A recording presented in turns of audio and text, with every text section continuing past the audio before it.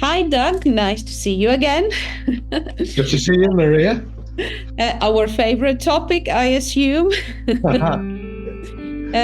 So up to now, we have covered, and those of you who haven't watched the previous videos, you can always go back and watch them. You can find them on our YouTube channel and on all social media. So we have discussed what mental toughness is.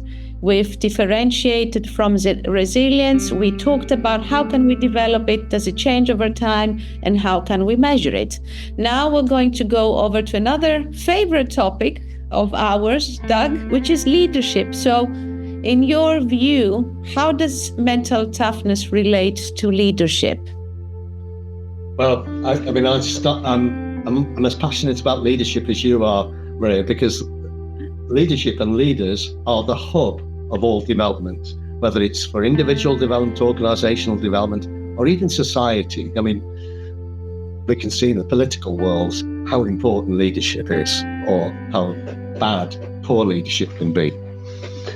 But just try and keep I hate doing this, I hate simplifying ideas, but just to make the mental toughness concept manageable, let's think about it as combining resilience and positivity. So if I do that, we won't dig into the 8 factors, or else we'll be here all night. It impacts and correlates and is relevant to leadership in so many ways. Firstly, as a leader, you have to be effective. As a leader, you have to deal with challenges that most other people do not come across. You take on a role that is absolutely full of the potential for adversity and the potential for opportunity. So that means that you need to have a degree of resilience and you need to have a degree of positivity. Mm-hmm. If you don't, then your leadership journey could be quite a challenging journey. And you will find that sometimes life isn't as comfortable as you would like, or you wouldn't be as effective as you'd like. But there's another dimension, because leadership is all about engaging with the follower in such a way that the follower gives their extra, their discretionary effort, right? So if that's the case, we're now talking about relationship. So my mental toughness dictates the way I approach other people. But because I think I approach other people in a particular way, doesn't mean that they see me that way. So we can just mention our favorite word here, self-awareness. Yes. Mental toughness gives us the ability to be self-aware about the way we're approaching other people mentally and how that translates into behaviours. So it's got a big impact there. But of course, there's another dimension to relationships. Other people are responding to us in a particular way because their mental response is to us. So it gives us a lens and the ability to assess or understand, at least to some extent, why other people are responding to me in a particular way. And we've spoken about it in previous discussions. You can't treat people as types or groups. One of the challenges in leadership is to treat people as individuals.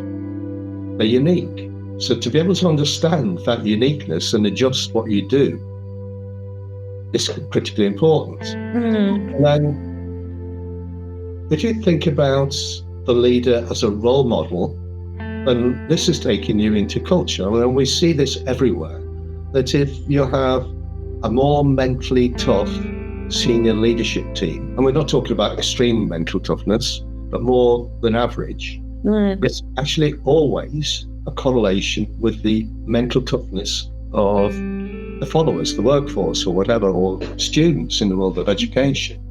And if they're more mentally sensitive, you see exactly the same. You see a more mentally sensitive workforce and a more mentally sensitive group of students.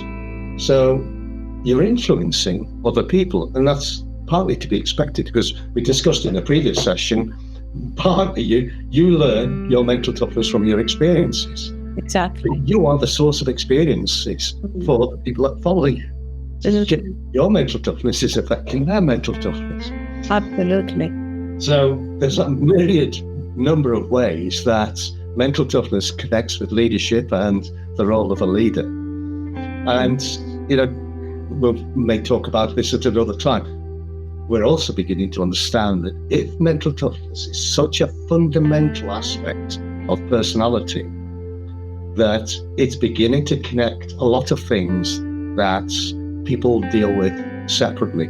So I'm touching upon a systemic approach to developing people in organizations. So if mental toughness is important in leadership, it's important in team working, it's important in people development, it's really important in motivation, understanding intrinsic motivation, and it's important in culture. So one concept helps us to link all of those. But as you will know, you see such a lot of practice where you'll introduce team working programs, and then you'll introduce performance management, which is focused on the individual. And nobody seems to say, well, hang on, how do we connect these two? We're selling two different ideas here. Yeah. Yes, that's fascinating again, because you're talking about the leader, the follower, and then the context, and leadership happens somewhere in the middle of those. Yeah. Needless to say that systems approach is another favorite of our phrases as well. And just listening to this last bit I'm thinking back of the leadership development programs we have created in the past, and we have definitely missed out on this concept. There is a note to self, if you like, for me personally. Fantastic. Thank you so much, Doug. I'm really looking forward to our next video. Well, we'll talk about this systemic leadership approach. Thank you for the opportunity. As you know, I just love talking about this subject.